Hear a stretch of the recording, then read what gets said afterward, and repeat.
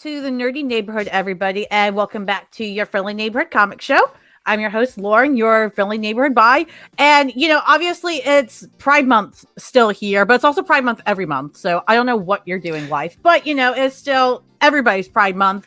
And we are talking about a really, really cool, queer story that's out now. It's queer, it's gay, it's supernatural, it's fun, it's everywhere. And we got writer Joey, I'm gonna butcher your last name, I'm sure you get this all the time, but I'm gonna try it and then you'll correct me.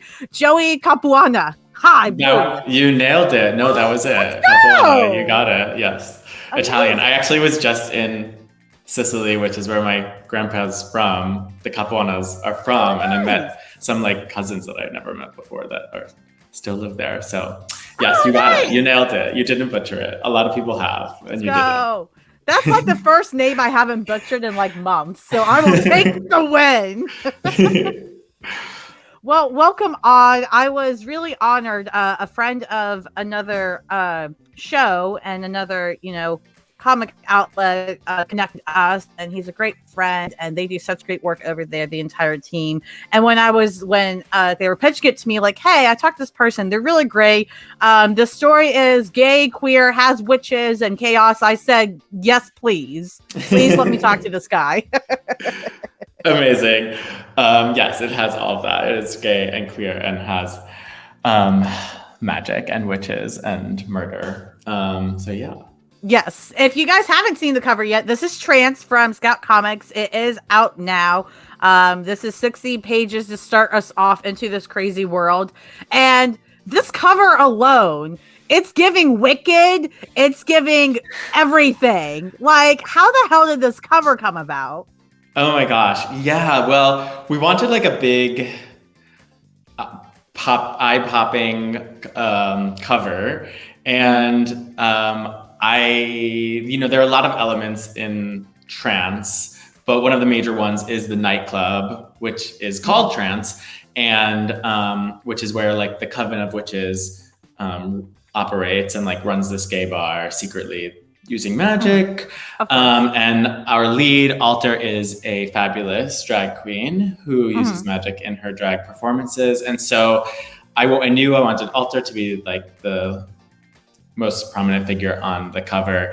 And I wanted it to just feel like this magical gay nightclub, and add some sort of ominous, ominous green magic, snakes, and just also showcase the fun, diverse, queer world that's in it with all the different figures at the bottom.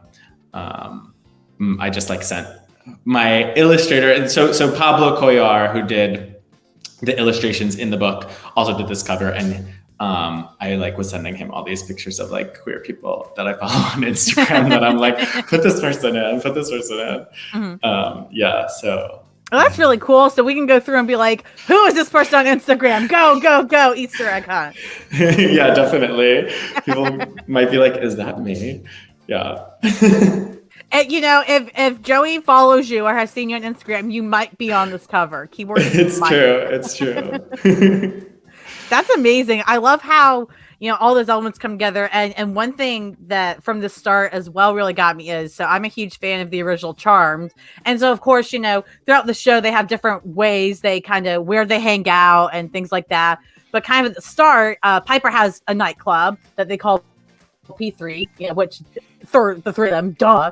And it's not necessarily the cover for, their witch stuff by any measure. It's so cool for me to read and be haha, now the gays have their nightclub and can do magic. That is exactly what we were missing 10 years ago. I totally agree. I mean, there are so many gay nightclubs and bars that I have been in that just feel like they are magical and are run on magic. And so I really wanted to incorporate that. And yeah, be well, gay people are magic, even if they don't have powers, but what if they actually did, and create a whole world where gay people had the magical powers that I feel like they have, and playing around with that. Yeah, it was super fun. Yeah. Absolutely. And, kind of the twist in this story is that, you've got all this stuff happening just in the actual nightclub. You've got the community. But, of course, you've got witches and a serial killer that is stalking the community and causing a lot of fucking problems, namely killing people. Probably shouldn't have that happen. What made you, I'm sure crafting this, you're kind of like, what's the plot going to be? What made you lean towards, let's have witches track down a serial killer? Yeah, the serial killer element was definitely in the idea from the very beginning. I grew up very like repressed and very afraid of my own sexuality, and like would pray every night to like for God to fix me. I grew up in the Jersey Shore, and it was very like machismo, kind of toxic, and I was like, I can't be gay. Like it didn't seem like something that people even were when I was growing up. Like right. there wasn't that much gay content out there. So I like didn't even know that like gay people could exist and like lead a happy life. So I was like, I can't be this thing. And so there was a lot of fear and shame and self-hate. And I think that that sort of shame and self-hate is sort of what's like fueling this serial killer in the comic. And I think like I wanted to explore that like sort of homophobia and internalized homophobia at being sort of like embodied by this like killer, because I think it kills in lots of ways or just destroys people.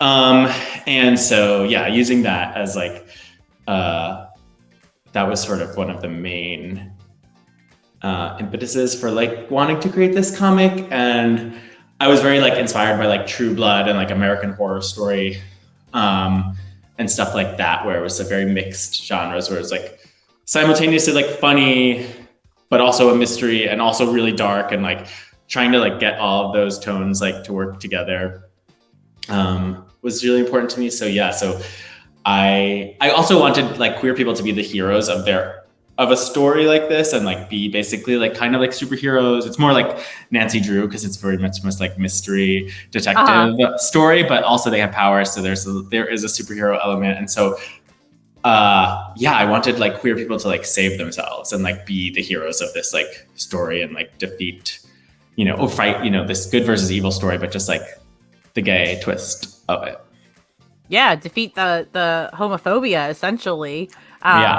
It's interesting, like you mentioned, how you grew up and how you basically personified that shame and kind of how you fell into a serial killer, which is absolutely wild. And I think it still makes perfect sense at the same time to kind of do that. And one thing I think that's interesting too is I know in a lot of queer media, I see with stories where people want to kind of explore internalized homophobia, things like that. They're more, for lack of what you're saying, kid-friendly stories, or they're focused on being a teenager in a high school or something. But this is very much an adult story. It's very adult. You've got the nightclub. There is nudity in this. But all these things are done for the purpose of the story. I didn't feel like at any point, anytime there was nudity or anything like that it was just like, oh, this is here to sell the book, or, oh, they just want to go a little crazy with the nudity. It felt like there's a fucking reason for this happening. And I'm so appreciative of how you are able to explore these thoughts and feelings of your past, and also kind of explore in a modern context and make it accessible to adults in a different way that I don't think is often done yet. I haven't seen a lot of stories like this where they do that, and it's not like, oh, well, now they're going over the top with the nudity and the violence, and I want to throw myself. I'm out of here. Yeah, I mean, I wanted it to be very, like, like not restrained in any way, just sort of showing what gay life is like. And like, obviously sex is a part of that for sure. And especially growing up repressed, like I like to be like sexually out, like I like to talk about sex and like in my writing and in my life. And so that's definitely a part of this. And also like the serial killer is operating through a gay hookup app. So like sex is like inherently a part of this, going to be inherently a part of the story in that way. But also, like nightclubs are sexy, gay life can be very fun and sexy. And I wanted to like I think that there is a tendency sometimes in queer content to like in mainstream queer content to like neuter gays in a way and like almost like de-emphasize the sexuality of us.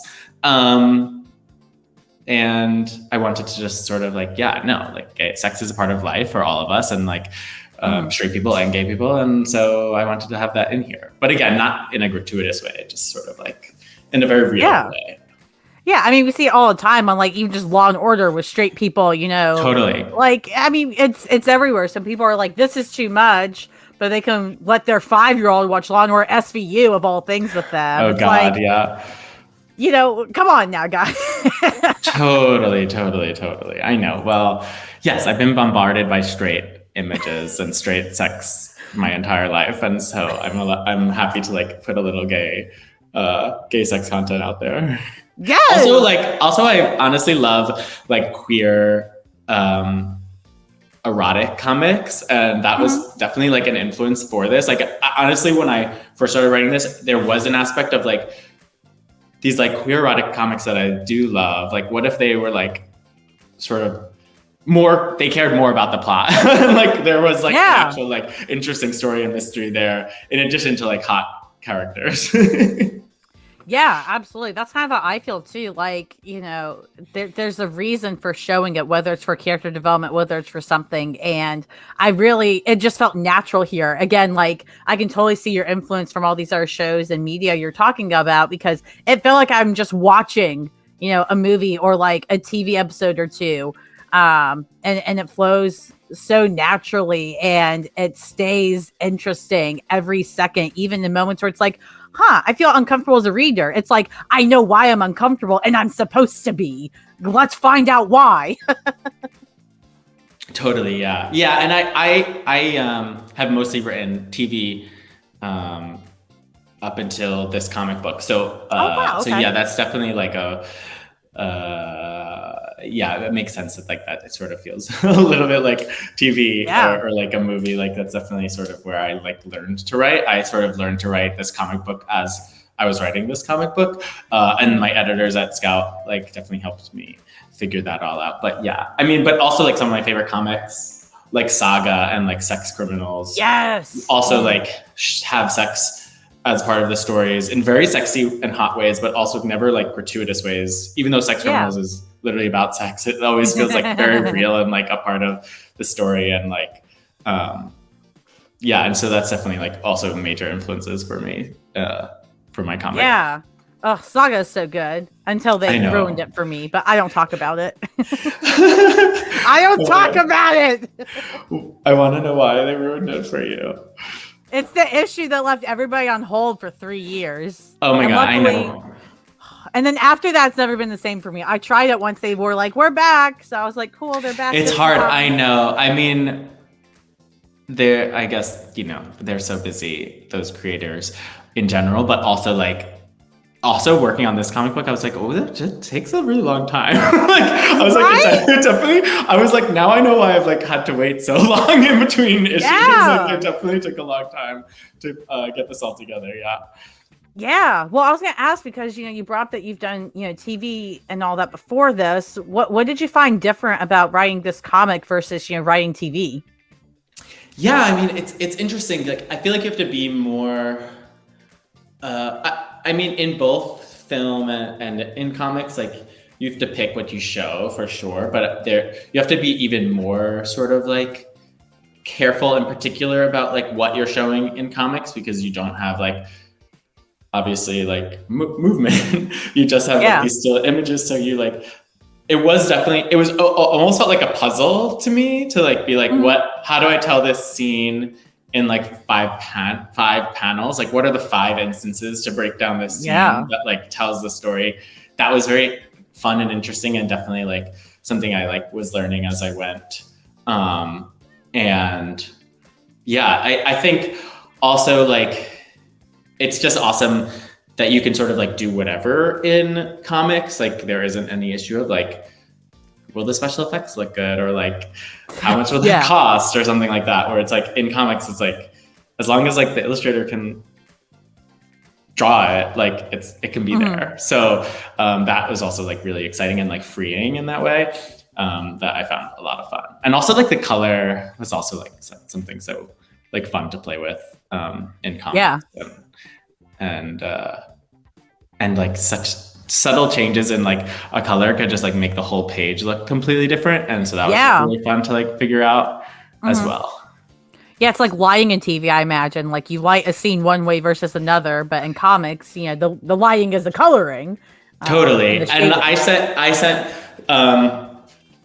Julio Rojas did the coloring for Trance, and like I sent him like a big sort of lookbook essentially of like comics and like TV references that I was like basically shows with like lighting and stuff that I really liked. And I feel like he got that sort of like cinematic quality. There's like a lot of, like I said, a lot of different tones in here. Like it's spooky, it's fun, it's romantic, it's sad. It's like, and I think like the coloring really emphasizes those moments and those feelings in such a cool way. So I think Julio did an amazing job with that. Yeah, absolutely. And I love how you mentioned like the budget thing, because obviously comics cost money to pay the people, obviously, right? But you don't have to worry about crap by the time this gets to the director and then they have to talk to special effects and stuff, is what I have written going to look like shit. Yeah, totally. And fortunately, like working with Pablo, he's so talented. Like anything I asked, like he did it so well. Also just like the emotions, which I feel like are such a crucial part of this story. Yeah.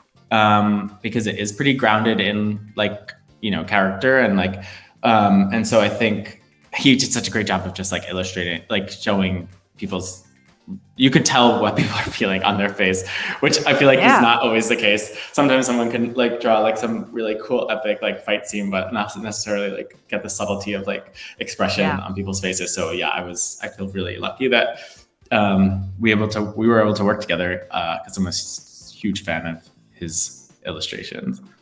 Yeah. How'd you guys get put together as a team? Did you guys find each other? Did Scout as a publisher say, all right, guys, team up, make it happen? Scout, I signed a contract with Scout to like write the comic and put it together, but we didn't have an illustrator yet. And so they sent me over different portfolios of artists.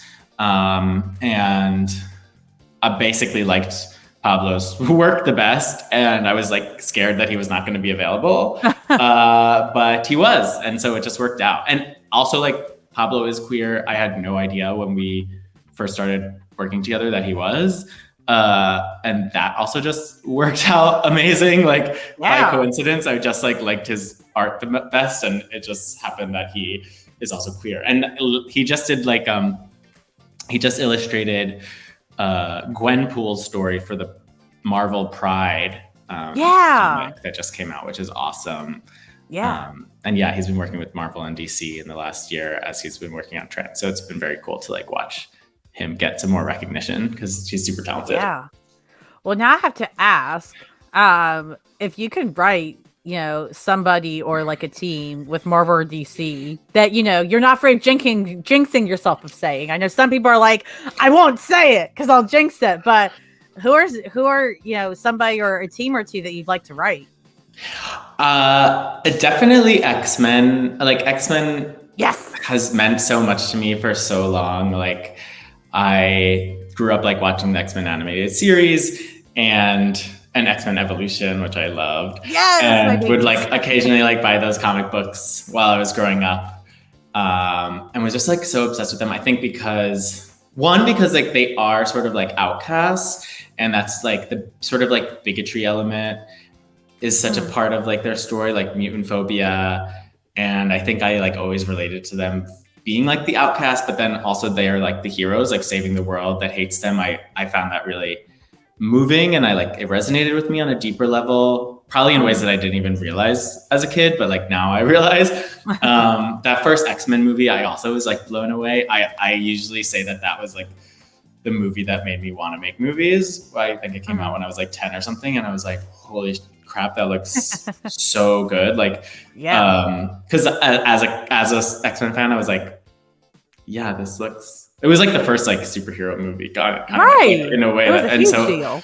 I was like, whoa! I was like, they made it. They made comic books come to life, and so that was really cool.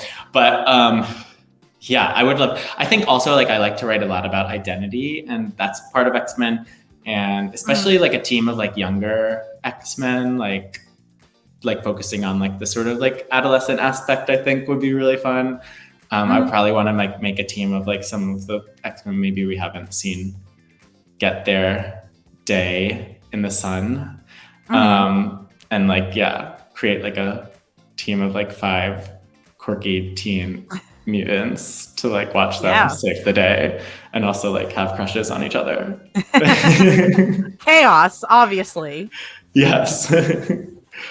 Imagine like you could do like a mutant nightclub, like specific only for. Oh my god! Yeah, okay, that's good. You can have that for free if you do. Attention, Marvel! Attention, Marvel!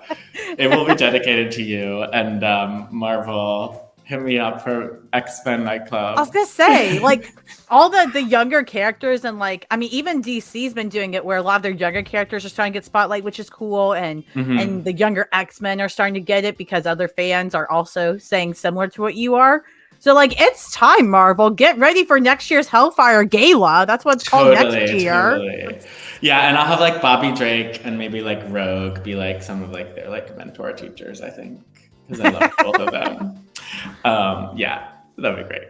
Okay, but okay, so if let's say there is a mutant nightclub, okay, and then like the kids are going off to, they're not telling a lot of the adults, maybe there's like 1 or 2.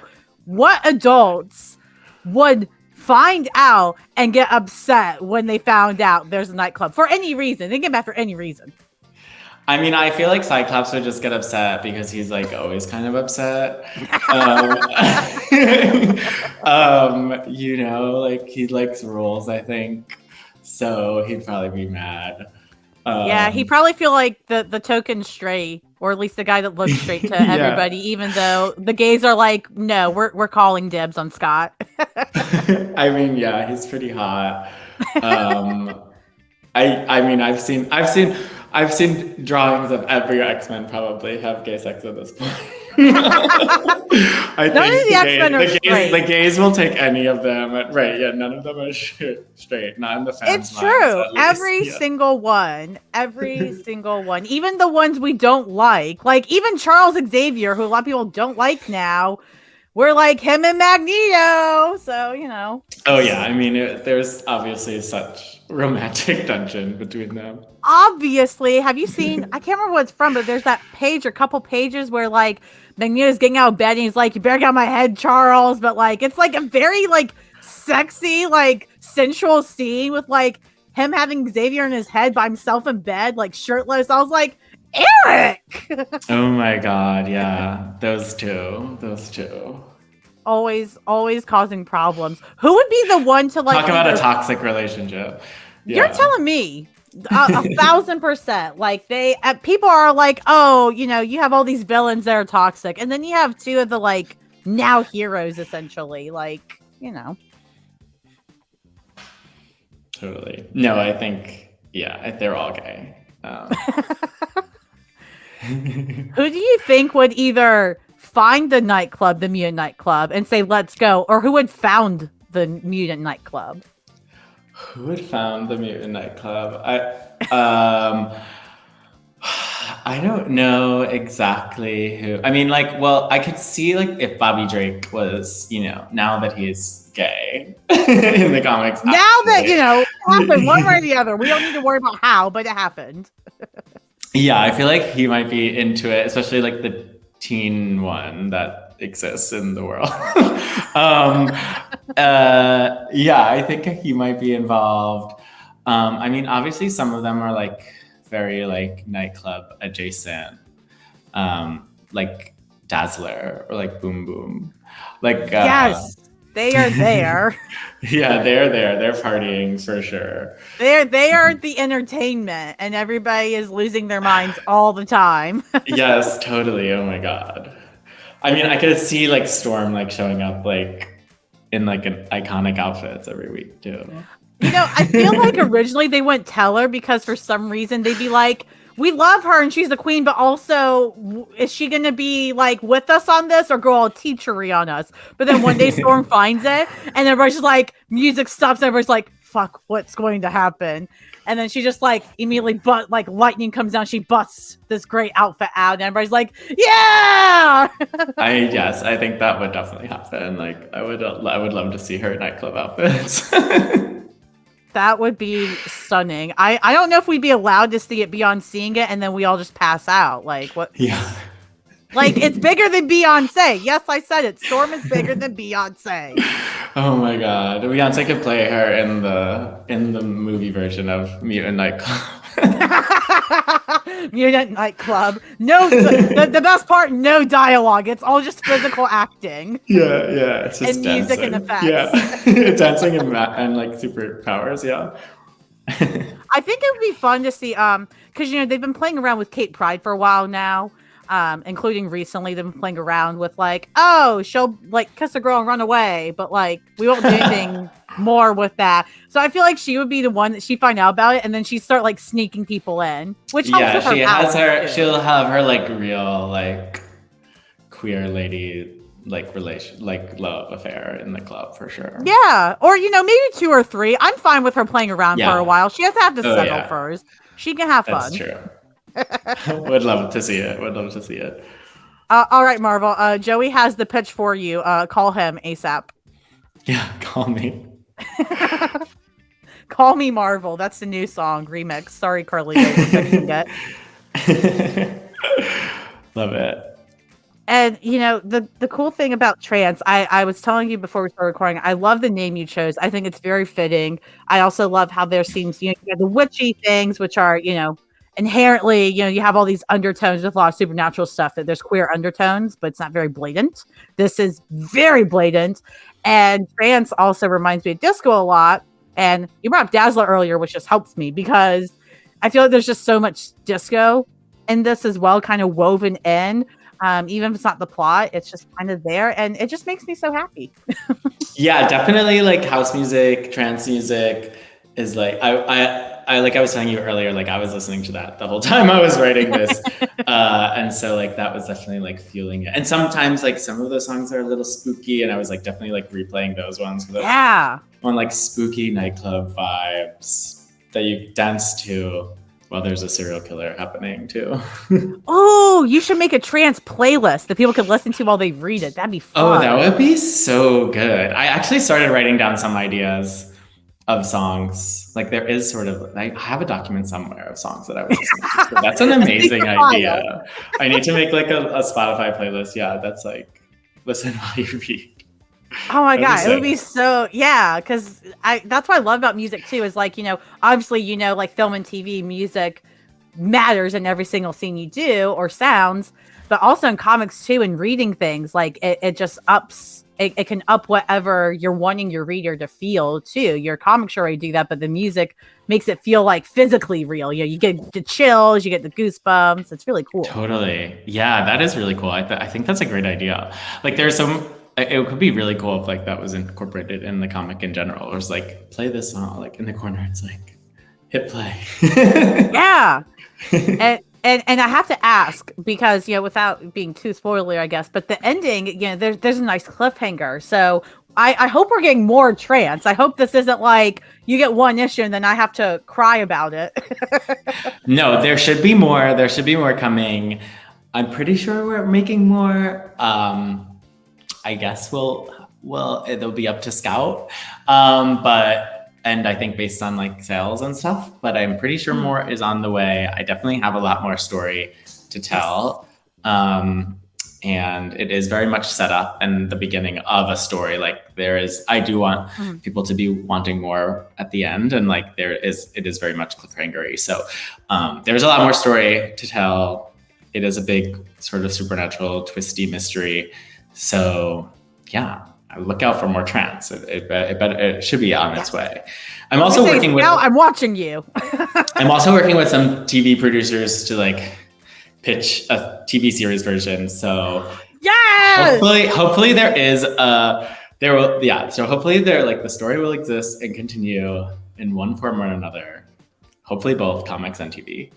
Both is the answer. That is my motto. So they have a legal obligation to hold up their end of the bargain. Totally. Yes. We definitely need more. We need more gay witches. Yes, always. Because, I mean, it's hard, honestly, it's hard for me to believe any supernatural being is one thing or the other.